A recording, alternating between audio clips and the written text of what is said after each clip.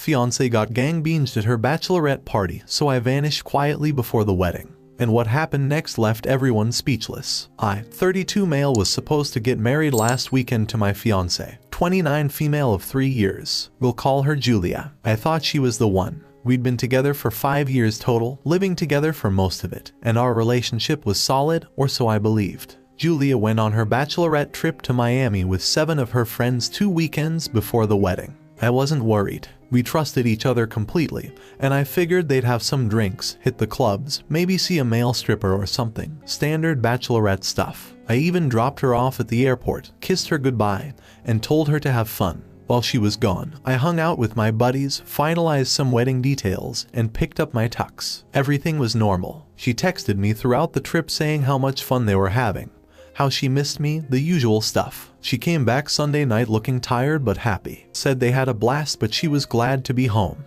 Then Wednesday night, 3 days before our wedding, I got a text from a number I didn't recognize. You should see what your fiancée did at her bachelorette party. She's not who you think she is. There was a video attachment. I almost deleted it thinking it was spam or a scam, but something made me open it. What I saw destroyed me. It was Julia with 2 guys in what looked like a hotel room. They were both doing things to her. She wasn't drunk or incoherent. She was fully participating and encouraging them. At one point, she looked at the camera, smiled, and said, "What happens in Miami stays in Miami, right?" Then she laughed. I watched the entire thing. 3 minutes and 42 seconds that ended my relationship and the future I had planned. I felt physically sick. I didn't confront her immediately. I needed to think. I spent the night in our spare bedroom claiming I didn't feel well. The next morning, while she was at her final dress fitting, I called my best man Tony and showed him the video. He was as shocked as I was. I needed someone else to confirm what I was seeing was real. "What are you going to do?" he asked. "I'm not getting married," I said. I spent Thursday packing essential stuff while she was out with her mom.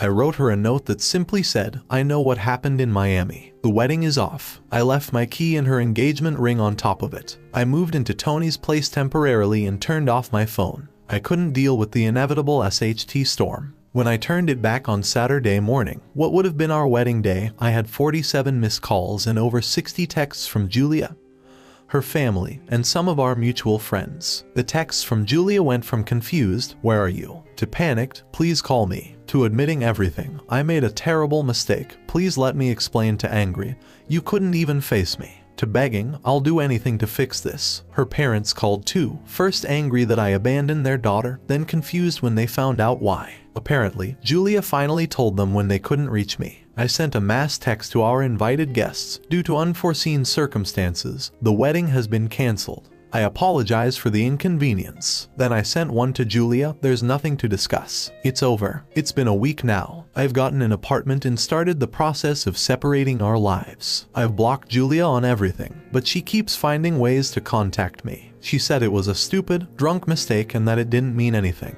that she was caught up in the moment and peer pressure from her friends. But I saw the video. She wasn't that drunk. She knew exactly what she was doing." Her cousin, who wasn't at the bachelorette, reached out to me yesterday. She said Julia is a wreck, has barely eaten, and cries constantly. She begged me to at least talk to her. I said no. Maybe I should have confronted her directly instead of leaving. But I couldn't bear to look at her knowing what she did. The thought of standing at that altar, saying vows about fidelity and trust, when she had already broken them. I just couldn't do it. I know some people think I was harsh just leaving like that. But how do you come back from something like this? How could I ever trust her again? The woman I loved betrayed me in the worst way possible right before our wedding.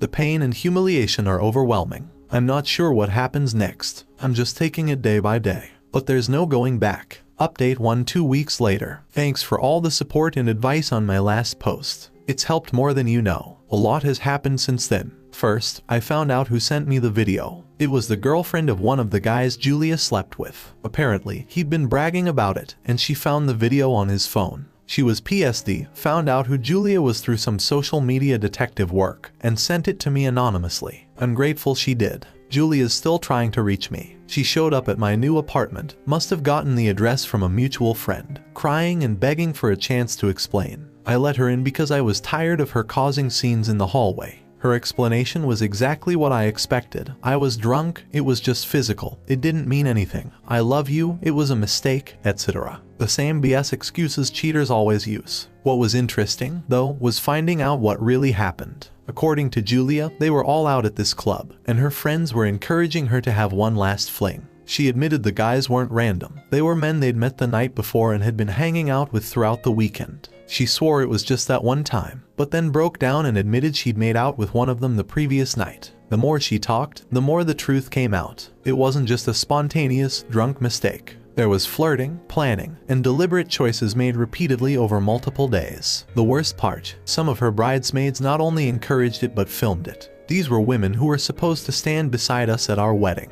Women I considered friends. When I pointed this out, she got defensive and said, "It's normal to have a final fling before marriage. Lots of people do it." That's when I lost it. Normal? You think betraying someone you claim to love is normal? You think participating in a threesome a week before our wedding, on camera, is normal? She started crying harder, saying I was being cruel and unforgiving. That if I really loved her, I would understand it was a mistake and try to work through it. I laughed. If you really loved me, you wouldn't have F'd two guys at your bachelorette party. She left after that, but not before saying something that chilled me. You'll regret throwing away everything we built over one mistake. It didn't sound like remorse. It sounded like a threat. Sure enough, she's now telling people I was controlling and emotionally abusive, which is complete BS. She's playing the victim, saying I abandoned her without giving her a chance to explain and that I'm punishing her for one mistake. Some mutual friends are actually taking her side. On the financial front, it's a mess. We're fighting over who's responsible for what wedding costs. Her parents paid the deposits for most things, but many vendors had final payments due the week before, which came from our joint account. She's demanding I pay her back my half since I'm the one who canceled. I refused. I'm not paying for a wedding that didn't happen because she cheated. I've talked to a lawyer about the financial stuff in the house we were buying. Thankfully hadn't closed yet. We were supposed to sign papers after the honeymoon. The lawyer thinks I'm in the clear since we weren't married yet, but it's still a headache. One positive, I found out who my real friends are. Tony and a few others have had my back 100%, while some friends are either believing Julia's BS or saying I should consider forgiveness. F that. The hardest part is still the emotional whiplash. One minute I'm angry, the next devastated. I'm sleeping terribly and can't focus at work. I've started seeing a therapist, which is helping somewhat. But sometimes the images from that video flash in my mind, and I feel sick all over again.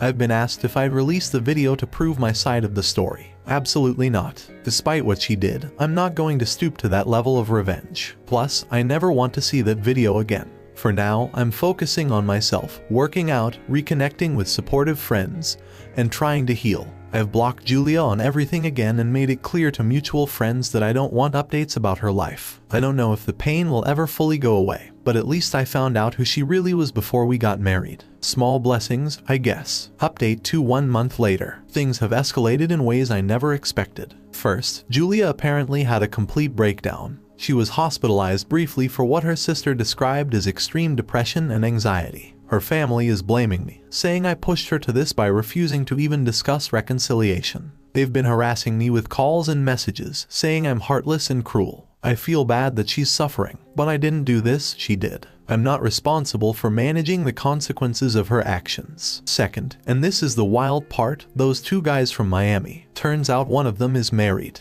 His wife found out, not sure if it was from the video or some other way, and is divorcing him. Somehow, in her anger, she got my number and called me. We talked for almost 2 hours, both of us processing our respective betrayals. There's something uniquely bonding about going through the same specific type of pain at the same time. We're meeting for coffee next week, just to talk more. Not a date, just two people helping each other through a SHTTY situation. Third, the financial fallout continues. Julia's father showed up at my office, causing a scene in front of my coworkers, demanding I take responsibility for the wedding costs. Security had to escort him out. My boss was understanding, but it was humiliating. I've had to hire a lawyer to deal with all the financial disputes. We had a joint account with about $31,000 saved for the wedding, honeymoon, and house down payment. When I left, I only took half, despite having contributed more. Now Julie is claiming I stole from her by taking that money without discussing it first. The lawyer says I'm in the right, but it's still a hassle. The social fallout has been just as messy. Julia's bridesmaids have been running a smear campaign against me. They're spreading a twisted version of events where I'm some kind of monster who abandoned my fiancée over one drunken kiss. They're conveniently leaving out the threesome part. When confronted with the truth, they claim I'm SLT shaming and that what happens at a bachelorette party is supposed to stay there. Some people are buying their BS. I've lost friends over this, people who either believe her version or think I should be the bigger person and forgive her. It's infuriating. The worst was when her cousin, the one who initially reached out to me, posted on social media about how devastated Julia is and how I threw away a beautiful relationship over one mistake instead of working through it like a real man would. That mistake was effing 2 guys on camera a week before our wedding. But sure, I'm the bad guy for having self-respect. In better news, I've been focusing on my own healing. The therapist is helping. I've started a new workout routine and reconnected with old friends I'd drifted away from during my relationship with Julia. I'm even planning a solo trip. I'm taking 2 weeks off work to go hiking in Colorado. I need the time away to clear my head. I've also been going through our apartment, packing up Julia's things. She still hasn't collected most of her stuff. Every time I find something of hers, a sweater, a book, her favorite coffee mug, it's like a small stab in the heart. We had 5 years together. Despite how it ended, those weren't all bad years. There were good memories too, and that's part of what makes this so painful. The person I loved and trusted never really existed.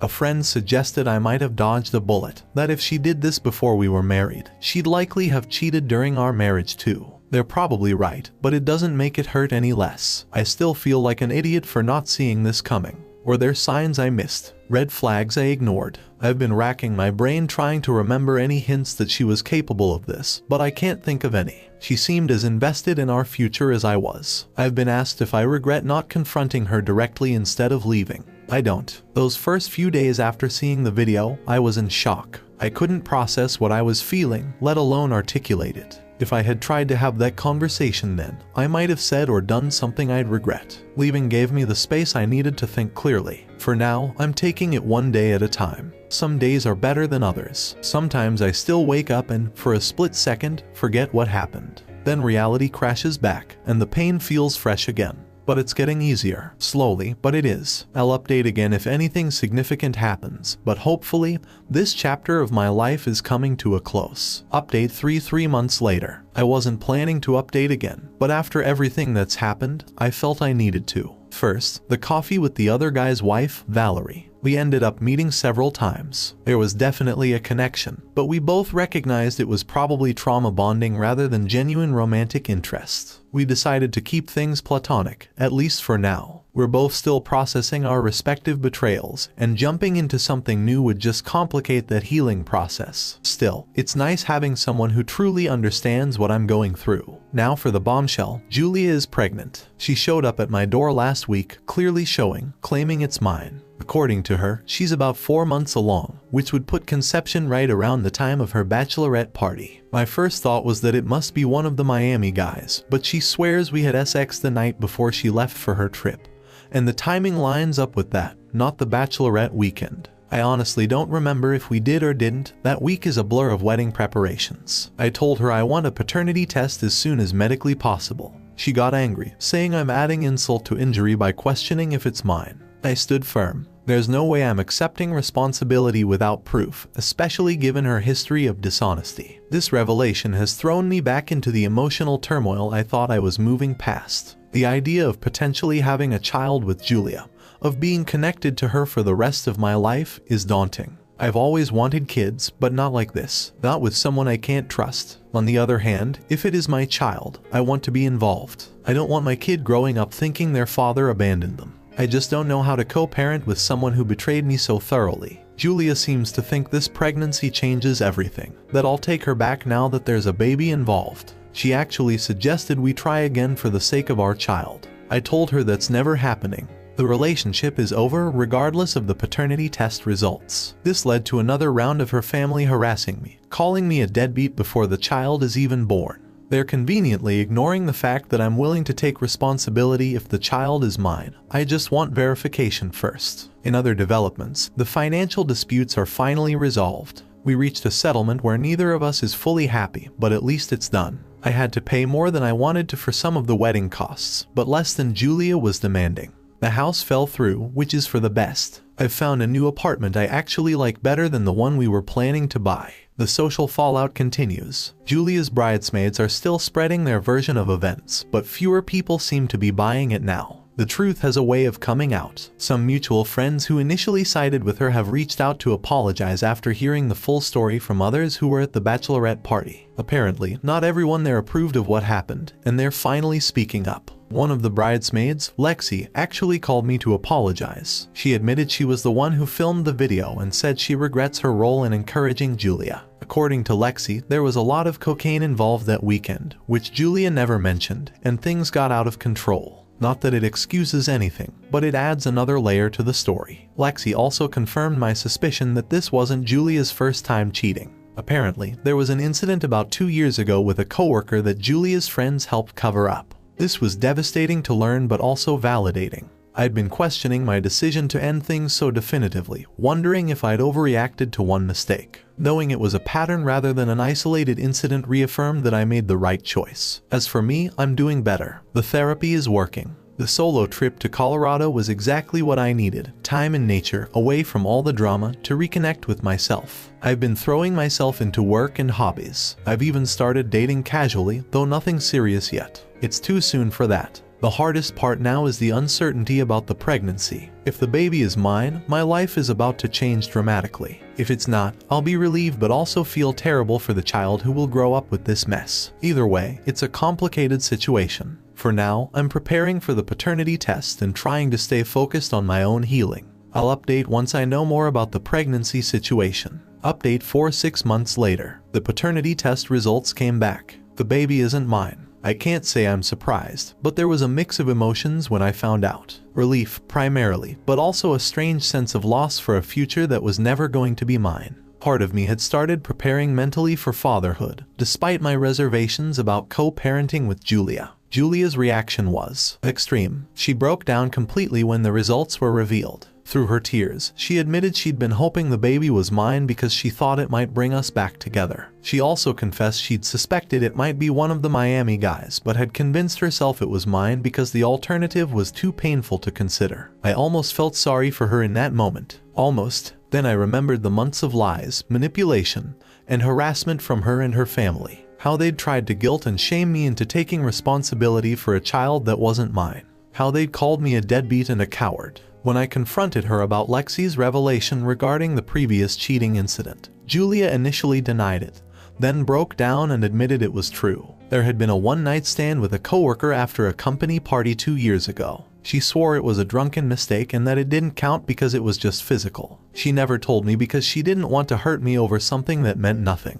I asked her if there were others. More hesitation, then another admission. Yes, there had been one more instance, about a year into our relationship. Another mistake she'd kept from me. So the woman I thought I'd spend my life with had cheated on me at least 3 times that I know of. Who knows how many more instances there might have been that even her friends don't know about. The irony is, if she had come clean about those earlier incidents when they happened, maybe we could have worked through it. But the repeated pattern of deception, followed by the ultimate betrayal right before our wedding, makes reconciliation impossible. Any trust that existed between us has been completely shattered. As for the baby's actual father, Julia admitted she reached out to both Miami guys when she found out she was pregnant. One blocked her immediately. The other, the married one, is in the middle of his divorce and wants nothing to do with the child. Valerie, his soon-to-be ex-wife, filled me in on some of that drama. Apparently, he's trying to claim the encounter was consensual but not his idea, and that he was too drunk to use protection properly. No one's buying his excuses. Julie is now facing single motherhood with 2 potential fathers who want nothing to do with her or the baby. Her family, who were so quick to condemn me,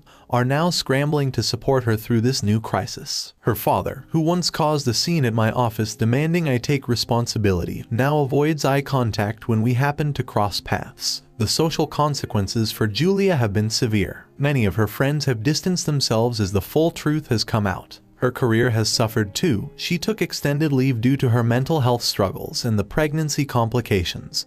And I heard she's been passed over for a promotion she was in line for. Some people say I should feel vindicated by all this, but I don't. I just feel sad. Sad for the years I invested in someone who could betray me so easily. Sad for the future we planned that will never happen. Sad for the child who's being born into this complicated situation. But mostly, I feel relief. Relief that I found out who Julia really was before we got married. Relief that I'm not tied to her through a child. Relief that I can finally close this chapter and move forward without her shadow hanging over me. As for me, I'm doing well. The new apartment feels like home. Work is good. I actually got a promotion last month. I've reconnected with old friends and made new ones. I've even started seeing someone, nothing serious yet, but promising. She knows my history and understands I'm taking things slowly. Therapy continues to be helpful. I've worked through a lot of the trust issues that stemmed from Julia's betrayal. I'm not letting her actions define how I approach future relationships. The financial disputes are fully resolved.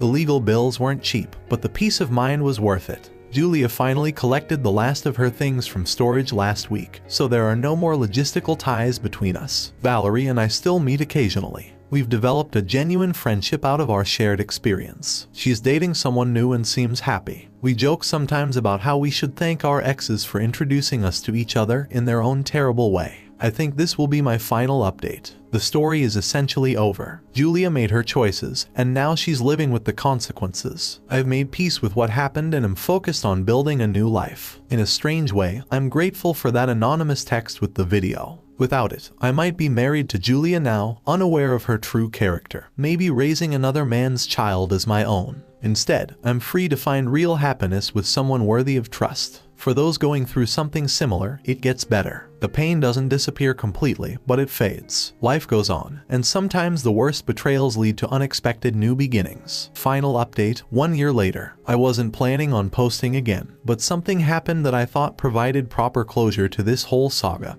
and several people have messaged asking for an update, so here it is. Life has been good. Great, actually. The promotion I mentioned in my last update came with a significant raise. I've used some of that money to travel, something I always wanted to do more of but never prioritized when I was with Julia. I've been to Japan, Portugal, and spent a month working remotely from Argentina. The experiences have been incredible and healing in ways I didn't expect. The woman I mentioned dating before. Her name is Melissa. Things got serious quickly, which wasn't my plan. But sometimes life doesn't follow plans, as I've clearly learned. She's everything Julia wasn't: honest, direct, supportive without being enabling. We've been together for 8 months now, and I've never felt more secure in a relationship. She knows my whole story and has been patient with the trust issues I'm still working through. As for Julia, I'd managed to avoid any direct contact with her for months. I'd hear occasional updates through mutual friends, despite asking them not to tell me. But that was it. I knew she had the baby, a boy, and was struggling with single motherhood. Her parents were helping a lot, apparently. One of the Miami guys eventually agreed to a paternity test and was confirmed as the father. But he's still refusing any involvement beyond minimum court-ordered child support. I thought our paths would never cross again. Then last week, I ran into her at a coffee shop downtown. I almost didn't recognize her at first. She looked completely different, thinner, tired, her hair cut short. The confident, vibrant woman I'd once loved was gone, replaced by someone who seemed beaten down by life. She was alone, no baby with her. She spotted me before I could leave, and for a moment, we just stared at each other. Then she asked if we could talk. Against my better judgment, I agreed to sit with her for a few minutes. She looked me straight in the eye and said, "I'm sorry. Not just for what I did, but for how I handled everything after. You deserve better. I was selfish and stupid, and I destroyed the best thing in my life." It wasn't the apology I expected, but it felt genuine. She didn't try to justify her actions or blame alcohol or her friends. She just took responsibility. She told me about her life now, the struggles of single parenthood, the judgment she still faces from people who know what happened, the loss of friends and respect. Her parents are selling their house to move closer and help with the baby. Her career is back on track, but barely. She's in therapy too, trying to understand why she sabotaged her own happiness. The worst part, she said, is knowing that I hurt someone who truly loved me. I don't expect your forgiveness, but I need you to know I regret what I did every single day. I didn't say much in response. What could I say? The anger I once felt had faded long ago, replaced by indifference and a vague sadness for what might have been. I told her I appreciated her apology and wished her well with her son. As I got up to leave, she asked one last question. "Are you happy?" I thought about Melissa, about my job, my travels, my friends, the life I've built in the aftermath of destruction. "Yes," I said. "I am." She nodded and gave me a sad smile. "Good, you deserve to be." That 5-minute conversation gave me more closure than all the therapy sessions combined. It wasn't that I needed her apology, I'd moved on long before receiving it. But there was something powerful about seeing her acknowledge the reality of what she'd done and its consequences. Walking away from that coffee shop, I felt the last lingering weight lift from my shoulders. There's no anger anymore, no resentment, not even pity. Just a calm acceptance that sometimes people make choices that irrevocably change the course of their lives, and all we can do is adapt and move forward. 2 nights ago, sitting on a balcony watching the sunset with Melissa, I realized something. I'm grateful for what happened. Not because Julia deserved the fallout or because I take pleasure in her struggles, but because that painful episode freed me to find genuine happiness. In trying to destroy me, she inadvertently set me free. So that's it. The final chapter in a story I never expected to be part of. For those who followed along and offered support, thank you. For those going through something similar, hang in there. The pain passes, and sometimes what waits on the other side is better than what you lost. Life goes on. And sometimes, life gets better in ways you never could have imagined. Thank you so much for watching until the end. If you really like our videos, please don't forget to like, share, and subscribe. Have a great day.